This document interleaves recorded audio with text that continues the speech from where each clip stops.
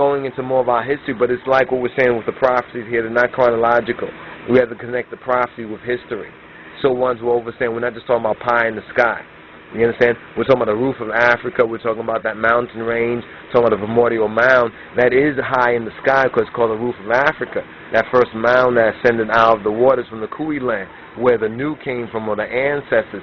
Down the Nile came Yahweh's worship. You understand? Because the sons of Noah, with the exception of the Canaan, notice this, the sons of Noah, we're talking about Shem, Kam, and Japheth, they all were Yahweh's worshippers because of Noah, their father. It was already foreseen, the Canaan. You understand? And that's another aspect of the story that we're not going to go into, because people wonder, like, what was really going on there in Genesis? Why was Canaan cursed? Why, if Ham did this, why did they curse Canaan?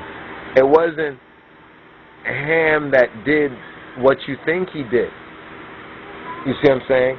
When you look at father's nakedness, and Musa is the one that wrote the Orit, the Torah, and Beraset. You understand?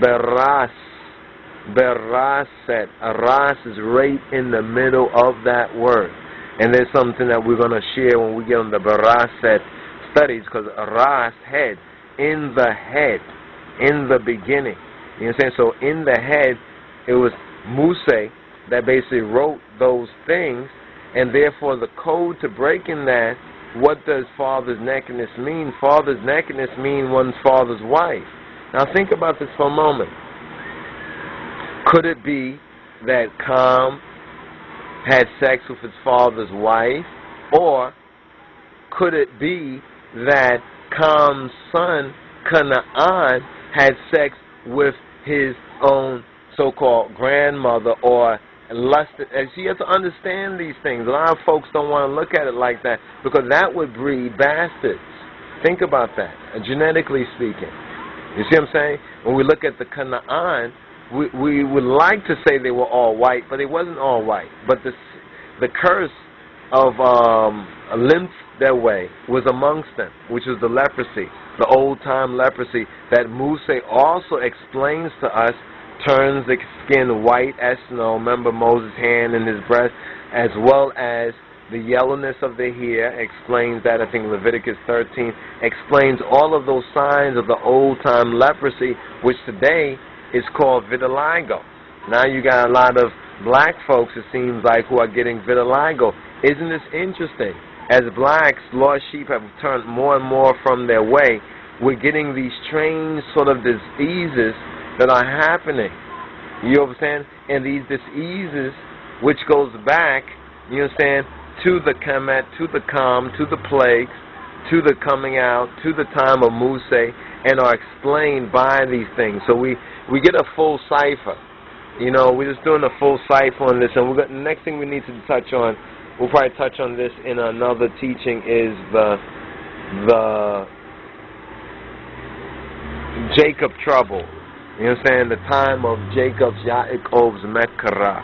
It's very important that we understand how the 2012 is linked with Yaakov's Mekara, and also how we are to escape and overcome. We're not talking about rapture in the sense of counterfeit Christianity, but if there's a taking up into the air, into the spirit, then we're going to teach you on that, because that's what it talks about when it talks about we're taking up into the air. But the air, you have to understand, there's the God of the world who is the prince of the air. When we're taking up into the air, we're taking up into the spiritual, ethereal, metaphysical warfare. You understand? And we basically, the God of this world becomes cast out, cast down.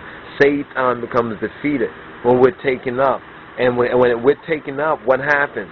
According to the prophecy in Johannes Arai, Satan is cast down.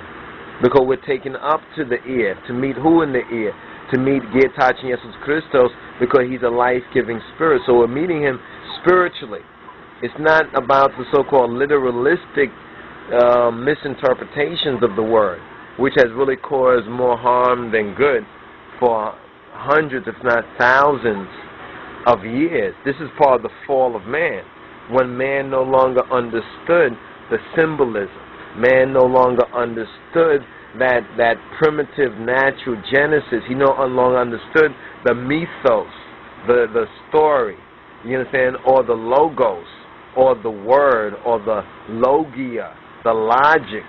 What was the logic of the story? In other words, he no longer understood the moral of the story.